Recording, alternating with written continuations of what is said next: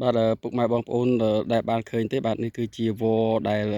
ចងគួចខ្លួនឯងបាទពីធម្មជាតិបាទគួចយ៉ាងត្របាញ់តែម្ដងបាទដូចយើងក្រងអញ្ចឹងបាទហើយដឹងគួចទៅវាទូចមកហើយឥឡូវខ្ញុំបានកាត់បានបាទឃើញស្អាតពេកក៏បានកាត់ទុកទៅបាទព្រោះមិនដែលបានឃើញវល្លិណាដែលគួចខ្លួនឯងអញ្ចឹងទេបាទនេះដើមបាទនេះខ្ញុំទើបកាត់រួចថ្មីបាទដែលចងខ្លួនឯងបាទមើលគួចបាទគួចខ្លួនឯងមើលទៅស្អាតមែនតើបាទដែលមើលទៅគួរឲ្យស្រឡាញ់បាទគួចដូចយើងក្រងសក់អញ្ចឹងបាទមើលយើងក្រងសក់គឺយើងមើលទៅស្អាតមែនតើបាទនេះតាមព្រៃនេះបាទនៅតាមព្រៃនេះខ្ញុំទៅកាប់រួចមកនេះវាដើមបាទខ្ញុំបាទទៅកាត់រួចនេះមិញនេះនៅលើដើមនេះនៅលើចុងនឹងតែម្ដងបាទនឹងបាទអញ្ចឹងដល់ពេលខ្ញុំកាត់មកនេះទៅយកមកដល់ហ្នឹងបងប្អូនបាទគួចឯងគួចយ៉ាងស្អាតហើយបងប្អូនមើលទៅបើថាយើងគួចដោយមនុស្សដោយយើងធ្វើបាទគឺមិនមែនទេបាទគឺនេះគឺផ្ទាល់ពីធម្មជាតិបាទគាត់គួចខ្លួនឯងតែម្ដងបាទស្អាតមែនតើបាទព្រោះគួចខ្លួនឯងនេះ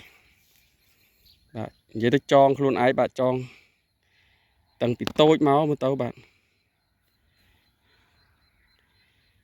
មើលខ្ញុំថតជុំវិញហ่ะបាទថតជុំវិញមើលអត់មានឃើញនេះទេគឺស្អាតហ្មងពុកម៉ែបងប្អូនបាទចងយ៉ាងត្របាញ់តែម្ដងដោយពីធម្មជាតិបាទចេញពីជាពីមកបាទនេះមែកវាបាទមែកវារៀងធំដែរហ្នឹងដល់ពេលវែកវាចងមកដល់ពេលចងគួចខ្លួនឯងបាទពុកម៉ែបងប្អូនមើលនេះបាទនៅក្នុងនេះគឺចឹងហ្មងបាទគឺស្អាតមែនតើបាទគួចខ្លួនឯងបាទនេះនៅស្រស់ទេបាទមិនមែនដើមស្លាប់ទេបាទខ្ញុំទៅកាត់បានមិញទេបាទកាត់មកបង្ហាញបងប្អូនទាំងអស់គ្នាបានស្គាល់ថាធម្មជាតិបាទគួចខ្លួនឯងតែម្ដងបាទវគួចខ្លួនឯងបាទដូចក្រងសក់អញ្ចឹងបាទមើលចេះទៅក្រងសក់សិតបាទចេញពីក្នុងព្រៃបាទកាប់ផ្ទាល់បាទទៅកាប់មិញបាទឆ្កាព្រៃស្រែវាលស្រែយើងឆ្កាតិចតួចដើម្បីកុំឲ្យគ្រាប់លើស្រូវស្រាប់តែជួបនឹងវដែលគួចចងខ្លួនឯងហ្នឹងក៏បានយកមកបង្ហាញបងប្អូនតែម្ដងបាទ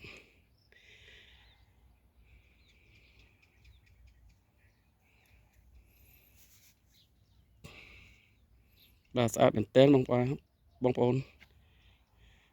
បាទតិចមើលទៅថាខ្ញុំចងឲ្យខ្លួនឯងបងពុកម៉ែបងប្អូនមើលទៅបាទមិនមែនចងខ្លួនឯងទេគឺ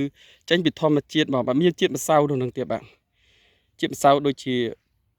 គេហៅថាពពួកសត្វដូចសតិចតួចបាទសតិចតួចនៅជាប់ហ្នឹងពុកម៉ែបងប្អូនមើលនេះតាមមកកលៈវានេះបាទអត់មានបានគួចមានបានអីចងទេបាទចុះគួចក៏ទៅមិនរួចដែរបាទគឺវានៅគៀកដើមដែរនេះបាទវាចេញមិនចឹងដែរបាទមើលទៅបាទបើគួចយើងឃើញមានដាច់អលាត់បាទអត់ទេអានេះអត់ទេបាទធម្មជាតិពិតតែម្ដងបាទច្បាត់សូមអរគុណច្រើនបាទសូមជម្រាបលា